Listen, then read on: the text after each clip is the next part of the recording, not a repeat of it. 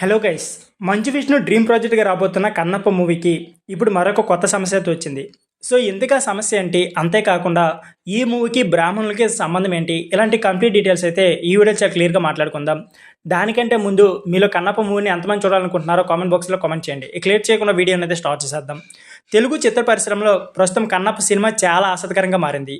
మంచు విష్ణు ప్రధాన పాత్రలు రూపొంది ఈ పౌరాణిక చిత్రం వివాదాల చుట్టూ తిరుగుతోంది. విడుదలకు ముందు ఈ చిత్రం అనేక అడ్డంకులను ఎదుర్కొంటుంది. ఈ చిత్రానికి సంబంధించిన ఆర్టిస్ట్ కూడా మాయమవడంతో ఈ మూవీ టీం సభ్యులైతే తీవ్ర ఆందోళనలో ఉన్నారు. అయితే ఈ చిత్రంలోని ఒక పాత్ర మాత్రం ఇప్పుడు చర్చనీయాంశంగా మారింది.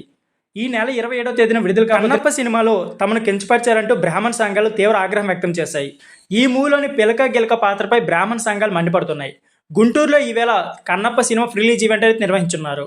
రిలీజ్ ఈవెంట్ను అడ్డుకుంటామని బ్రాహ్మణ సంఘాలు అయితే హెచ్చరించాయి. ఈ మేరకు బ్రాహ్మణ చైతన్య వేదిక అధ్యక్షుడు శ్రీధర్ అయితే ఒక ప్రకటన విడుదల చేశారు. బ్రాహ్మణులను కించపరచడం మంచు మోహన్ బాబు కుటుంబానికి అలవాటని ధ్వజమెత్తారు. గతంలో కూడా చాలా సినిమాల్లో బ్రాహ్మణులను కించపరిచారని తీవ్ర ఆగ్రహం వ్యక్తం చేశారు. కన్నప్ప సినిమాలో పిలక గిలక పాత్ర లేదని రిలీజ్ ఈవెంట్లో అధికంగా ప్రకటించాలని డిమాండ్ అయితే చేశారు. ఈ పాత్రపై స్పష్టత ఇవ్వలేకపోతే కోర్టును ఆశ్రయిస్తామని హెచ్చరించారు. బ్రాహ్మణులను కించపరిచే విధంగా పాత్రలతో సినిమాలు నిర్వహించడం ఇప్పటికైనా మంచు మోహన్ బాబు ఫ్యామిలీ కుటుంబం అయితే మానుకోవాలని శ్రీ చైతన్య వేదిక అధ్యక్షుడు శ్రీధర్ అయితే కోరారు. సో ఫ్రెండ్స్, ఇది వీడియో. ఈ వీడియో నచ్చితే please like, share and subscribe channel. Thank you for watching.